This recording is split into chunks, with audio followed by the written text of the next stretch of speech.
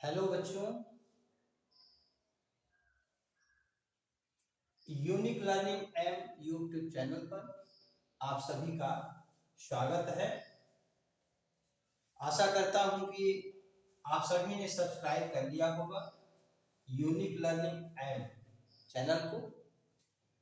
अभी तक जिन लोगों ने सब्सक्राइब नहीं किया है वो सब्सक्राइब कर लें और ऑल का बटन दबा दें और अपने मित्रों से भी दोस्तों से भी यूनिक लर्निंग एम चैनल को सब्सक्राइब करने के लिए कहें और शेयर करें, लाइक करें। जो भी कठिनाई है उसे कमेंट बॉक्स में अवश्य भेजें। बच्चों, मैं टेंस के बारे में पढ़ा रहा हूं। प्रेजेंट टेंस के 4 पार्ट्स, पास्ट टेंस के 4 पार्ट्स समाप्त हो चुके हैं। अब फ्यूचर टेंस पर आज हम लोग पढ़ेंगे। फ्यूचर टेंस के जो 4 पार्ट हैं उसमें पहला जो है future indefinite tense. Future means भविष्य, इंडेफिनिट मीन्स अनिश्चित, टेंस मीन्स काल। तो भविष्य अनिश्चित काल। अब इसमें बच्चों हम पढ़ेंगे कि फ्यूचर टेंस को कैसे पहचानेंगे। तो यहां हमने लिखा है पहचान। वाक्य के अंत में गा, गी, गे आदि आते हैं। अगर वाक्य में गा, गे, गी लगा है तो हम ये समझ लेंगे कि ये फ्यूचर इंडेफिनिट टेंस है। जैसे वह पढ़ेगा, वह खाना खाएगा, किसान खेत जोतेंगे, गे, तो गा, गे, गी से हम पहचान लेंगे। सहायक क्रिया हेल्पिंग वर्ब, इसकी जो सहायक क्रिया है फ्यूचर इंडेफिनिट टेंस की शैल, विल है। अब बेटा वाक्य बनाने की नियम क्या है?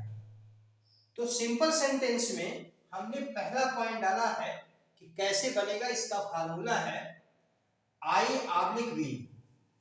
इसका मतलब आई के भी साथ और वी के साथ सहायक क्रिया शैल का प्रयोग करेंगे। फिर इसके बाद मेन वर्ब का फर्स्ट फॉर्म, फिर इसके बाद अन्य बातों को हम लिखेंगे। जैसे वह किताब पढ़ेगा, सॉरी वह नहीं, मैं, अभी वह का नहीं आया है। मैं किताब पढ़ूंगा या मैं खाना खाऊंगा। तो आई शैल रीड बुक, आई शैल ईट फूड, मैं खाना खाऊंगा। हम लोग खेलेंगे या हम लोग क्रिकेट खेलेंगे तो we shall play the cricket, we shall play the cricket.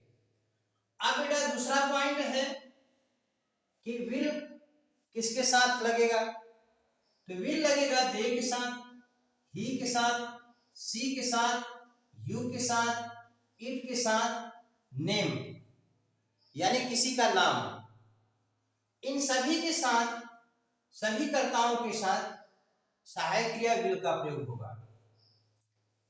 अब विल के बाद अगर नेगेटिव है वाक्य तो नॉट लिखेंगे, अगर नहीं है तो नहीं लिखेंगे। फिर इसके आगे हम मेन वर्ब लिखेंगे, फिर अन्य बात, अन्य शब्दों की अंग्रेजी लिखेंगे। जैसे बेटा वह अपना पाठ याद नहीं करेगा तो हमने यहां ही है, तो he will not learn his lesson. Ramesh खाना नहीं खाएगा, नाम में हम बता रहे हैं, तो Ramesh will not eat food. हो गया बेटा।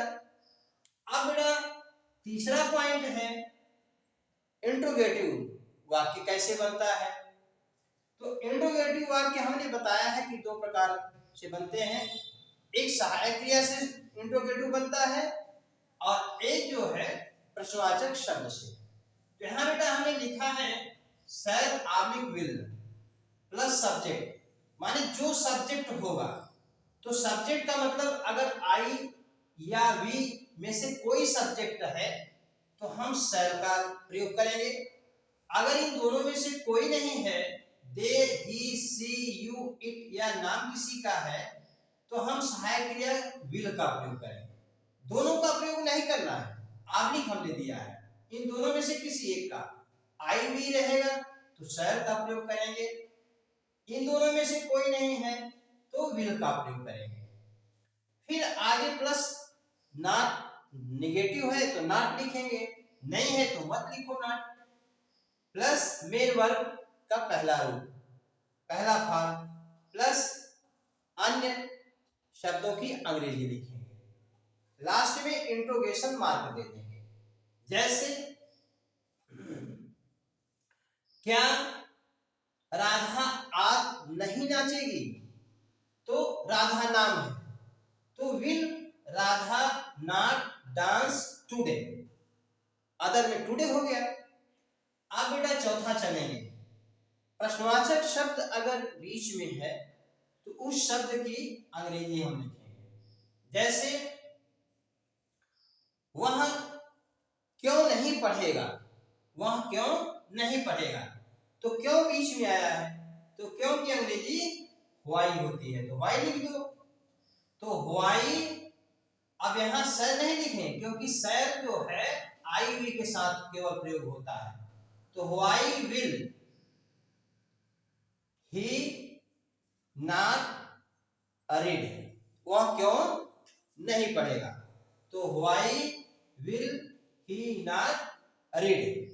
ठीक है बेटा, अन्य बातों में कुछ नहीं है तो मत लिखो। इस तरह से बेटा फ्यूचर इंडेफिनिट समाप्त हुआ। अब अगला हम चलते हैं फ्यूचर कंटीन्यूअस टेंस। घबराना नहीं है बच्चे, जब पूरा टेंस पढ़ा देंगे तो 2 दिन हम 12 टेंस पर आधारित हम वाक्य को पढ़ाएंगे और आप लोगों को एक्सरसाइज देंगे। लेकिन चैनल पर बेटा बने रहो, और चैनल से जुड़ने के लिए यूनिक लर्निंग एम ये चैनल है, ये आपका चैनल है बेटा। आप जितना बढ़ा सकते हो उतना ही मेरा उत्साह बढ़ाओगे, और उतने ही मैं तत्परता से, लगन से, और ज्यादा तत्परता लगन से जो है मैं पूरा कोर्स विद इन टाइम, समय के अंतर्गत ही हम पूरा कर लेंगे। ठीक है बेटा, अब फ्यूचर कंटीन्यूअस टेंस में चलते हैं। फ्यूचर मीन्स भविष्य, कंटीन्यूअस माने लगातार, टेंस मीन्स काल होता है। तो भविष्य अनवरत काल, भविष्य अनवरत काल, अनवरत मीन्स माने जो चलती रहे, तो कंटिन्यू रहे, तो भविष्य अनवरत काल। अब इसको बेटा हम कैसे पहचानेंगे कि ये भविष्य अनवरत काल है या फ्यूचर कंटिन्यूअस टेंस है? तो बेटा यहाँ देखो हमने पहचान लिखा है। पहचान में है वाक्य के अंत में जिस प्रकार से प्रेजेंट इंडेफिनिट टेंस में प्रेजेंट कंटीन्यूअस टेंस में और पास्ट कंटीन्यूअस टेंस में था, रहा है, रही है, रहे हो, पास्ट में, पास्ट कंटीन्यूअस में रहा था, रही थे, रहे थे था, उसी प्रकार से इसमें पहचान है कि वाक्य के अंत में रहा होगा, रहा हूंगा, रही होंगी, होंगी आदि बातें आते हैं। अब बेटा इसकी सहायक क्रिया क्या है? शैल be, will be, shall be, will B. वाक्य बनाने के नियम क्या है बेटा? अब यहां देखो सिंपल में हमने पहला पॉइंट देकर बनाया है, सब्जेक्ट प्लस शैल विल। यहां बेटा शैल ऑब्लिक विल हमने क्यों किया है? क्योंकि अगर आई वी रहेगा तो शैल, अगर आई वी नहीं रहेगा तो विल, प्लस बी लिखेंगे, माने shall be, will be, shall be अथवा will be according to the subject, subject के अनुसार।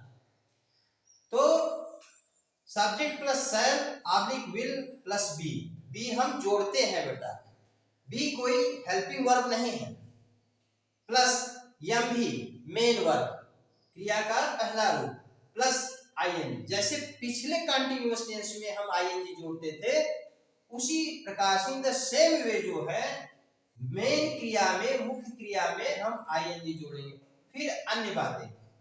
अब जैसे बेटा फॉर एग्जाम्पल जो है, जैसे वह किताब पढ़ रहा होगा या वह अपना पाठ याद कर रहा होगा, तो वह अपना पाठ याद कर रहा होगा तो ही, अब ही आया है, यहां देखो ही हमने लिखा है, तो ही के साथ विल लगेगा, बी लगेगा, he will be learning, he will be learning, learn में आईएनजी जोड़ दिया लर्निंग। अब अपना पाठ है तो आगे इज लेसन लिख दो। अब दूसरा पॉइंट है बेटा, निगेटिव सेंटेंस है, यहाँ यानी जी लिखा है तो मतलब निगेटिव सेंटेंस। इसमें क्या है, सब्जेक्ट है प्लस शैल ऑब्लिक विल है प्लस नॉट है प्लस बी है प्लस एम भी आगे इसी क्रम से है। तो सब्जेक्ट जो होगा, अगर सब्जेक्ट आई अथवा वी है तो शैल लिखेंगे, नहीं है तो विल लिखेंगे। अब यहाँ शैल भी विल भी हेल्पिंग वर्ब देख रहे हो, विल भी हेल्पिंग वर्ब देख रहे हो, सहायक क्रिया, तो यहाँ विल भी के बाद नॉट नहीं लगता बेटा, यहाँ लगता है विल के बाद ही, क्योंकि एक कॉन्जुगेटेड जो क्रियाएं होती हैं वही मेन हेल्पिंग वर्ब होता है। अब कॉन्जुगेटेड क्रिया क्या है कि विल है, शैल है, शुड है, वुड है, कैन है, कुड है, मे है, माइट है, ये बेटा कॉन्जुगेटेड क्रिया है। और इनका काम क्या है कि ये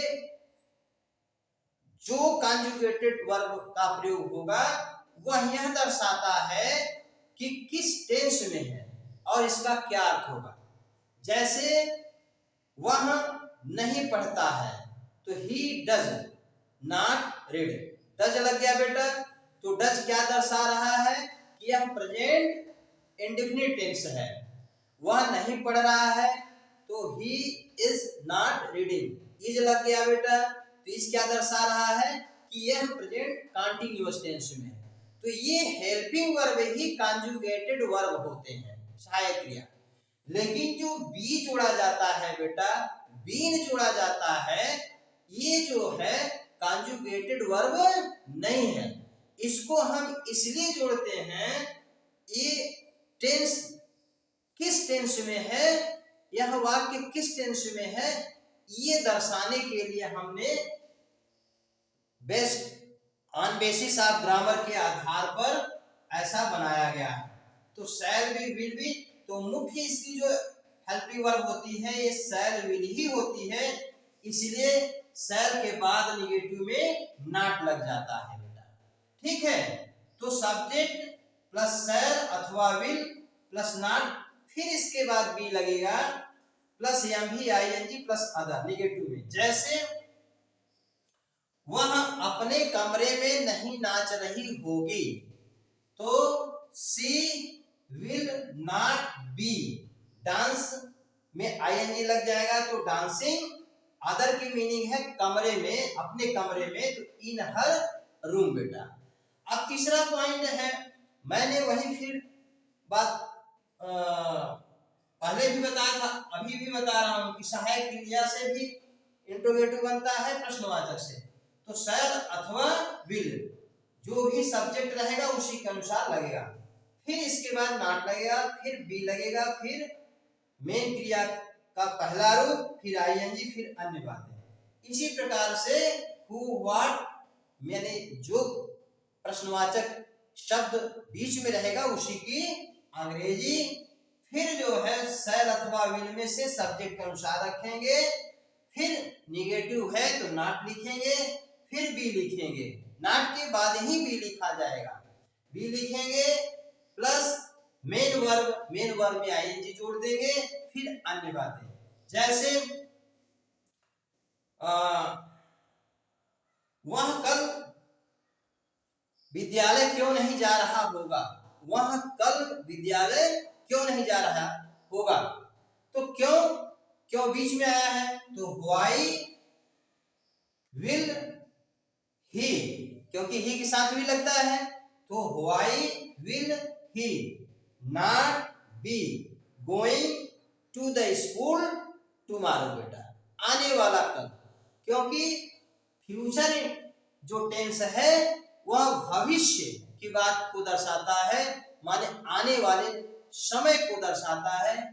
वो प्रेजेंट को नहीं दर्शाता, पास्ट को नहीं दर्शाता, इसलिए कल की अंग्रेजी टुमारो होगा। और जो यस्टरडे का प्रयोग होता है वो बीते हुए समय के लिए दर्शाया जाता है। ठीक है बेटा, अब आगे कल हम लोग पढ़ेंगे फ्यूचर परफेक्ट और फ्यूचर परफेक्ट कंटीन्यूअस टेंस। तो अभी तक बेटा अगर चैनल ना सब्सक्राइब किया हो तो आप लोग यूनिक लर्निंग एंड चैनल का सब्सक्राइब कर लीजिए बेटा। और ये टेंस पूरा होने के बाद मैं टेंस पर आधारित पूरा एक्सरसाइज करा करके तभी जो है वॉइस के चैप्टर को पढ़ाऊंगा। ठीक है बेटा।